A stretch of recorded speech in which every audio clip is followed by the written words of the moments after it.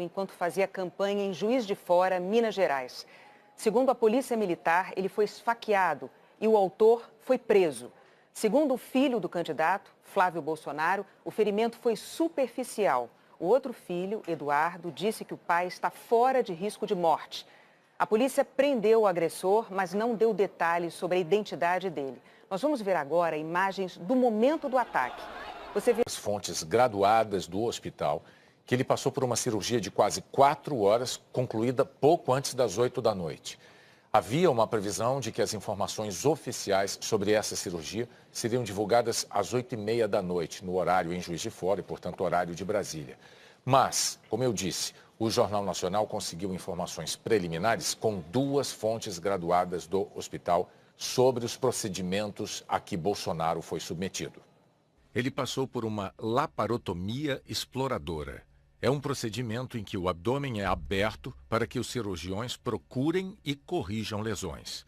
Segundo as nossas fontes, a cirurgia revelou que a faca transfixou o intestino grosso. Esse rompimento foi costurado e resolvido. Ainda segundo as mesmas fontes, 3 lesões no intestino delgado também foram tratadas. E a facada também atingiu a artéria mesentérica, responsável pela irrigação de órgãos do sistema digestivo. Segundo o JN apurou, essa lesão na artéria provocou uma forte hemorragia, que os médicos também conseguiram conter. Eles disseram que, depois disso, o deputado não apresentou mais sangramento ativo.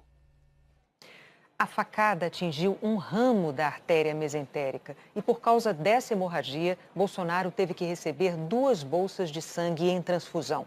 Segundo o Jornal Nacional apurou, o quadro de Jair Bolsonaro é estável e fora de risco agudo e imediato. A hipótese de ter havido uma lesão no fígado foi descartada, segundo estas fontes. Veemência o atentado contra Jair Bolsonaro. A política deve ser feita com diálogo e convencimento. Jamais com ódio. Todo ato de violência é deplorável. Trago aqui meu abraço e meu sentimento de que ele se recupere imediatamente com muita saúde. Qualquer ato de violência deve ser banido da linguagem da política. A democracia não aceita isso. É preciso que, para além da minha solidariedade humana, pessoal, ao meu ilustre opositor, o deputado Jair Bolsonaro, que as autoridades sejam rápidas, eficazes e exemplares na identificação dos responsáveis e na sua punição exemplar. Toda e qualquer forma de violência é inaceitável. A violência como expressão política é um duplo atentado. Atentado à integridade física do candidato e atentado à nossa democracia. A minha solidariedade com os familiares e com o próprio candidato e que a gente não faça qualquer estímulo à violência como forma de manifestação política. Esse atentado deve ser investigado com todo rigor e punido com todo rigor. Lamento profundamente minha solidariedade à família e aos eleitores e desejo um pronto restabelecimento ao Jair Bolsonaro. Essa atitude é intolerável, devemos repudiar, reprimir, combater. A discussão política não admite ódio, intolerância e violência. A gente está num ambiente democrático, a gente deve discutir ideias, posicionamentos, visões de mundo diferentes, mas nunca ter esse tipo de violência. Então, acho que esse é um alerta para a gente fazer para a sociedade brasileira. Estamos aí num período eleitoral que esse tipo de ato não pode ser algo inaceitável por qualquer pessoa, né? Eu soube agora, é um acontecimento lamentável. A violência não se justifica. Não é possível que o ódio substitua o debate político. Por mais que existam divergências, nós não vamos resolver nenhuma divergência com facada nem com agressão. Esta agressão, na verdade, muito mais do que a agressão a um candidato a presidente da República, foi uma agressão ao Estado de Direito, ao Estado democrático de direito, né? E uma agressão vil, covarde à democracia. Nós que conhecemos muito bem o sofrimento de longos anos de exílio, repudiamos qualquer tipo de atentado, qualquer tipo de violência e esperamos que as autoridades apurem o mais rapidamente possível a origem e tudo isso que aconteceu com o candidato Bolsonaro.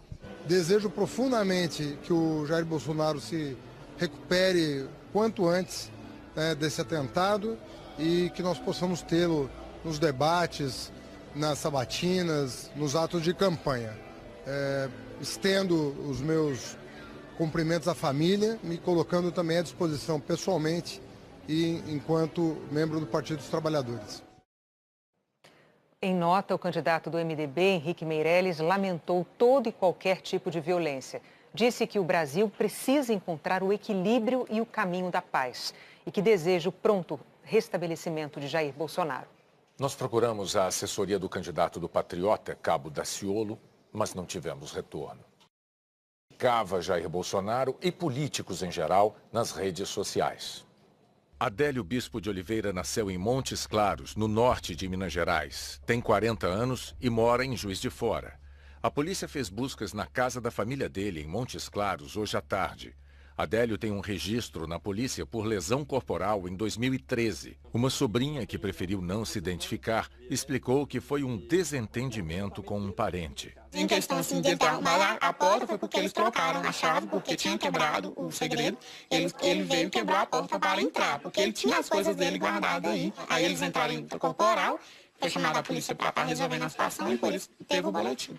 A sobrinha contou que não via o tio há mais de 3 anos, que ele criticava a situação do país, mas que não era agressivo. Ele era bem assim, descontente com a situação do país. Normal, não aparentava agressividade nenhuma, né? Até a gente está procurando entender, né, na verdade, o que está acontecendo. Ele era uma pessoa totalmente do bem. Adélio tinha feito publicações recentemente nas redes sociais contra Jair Bolsonaro.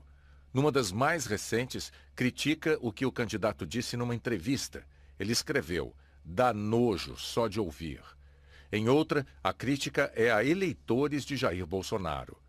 Em maio, Adélio publicou fotos do que parece ser uma manifestação criticando políticos em geral. Ele aparece ao lado de um cartaz que pede a renúncia do presidente Michel Temer. Publicou ainda textos confusos, com teorias sobre possíveis premonições do ataque terrorista de 11 de setembro de 2001 nos Estados Unidos. As publicações também contêm críticas à maçonaria. Adélio não está afiliado a nenhum partido político, mas no Tribunal Superior Eleitoral há registro de que ele foi filiado ao PSOL em Uberaba de 2007 a 2014, quando pediu desfiliação. Em nota, a presidência do PSOL declarou que o fato de Adélio ter sido filiado não muda em nada o posicionamento do partido em relação ao inaceitável atentado sofrido por Jair Bolsonaro. O PSOL manifestou repúdio ao atentado. A nota afirma ainda que, independentemente do breve período de filiação, o PSOL defende que o responsável responda por seus atos. O ataque. Ele disse que a democracia exige a convivência respeitosa entre cidadãos de opiniões divergentes.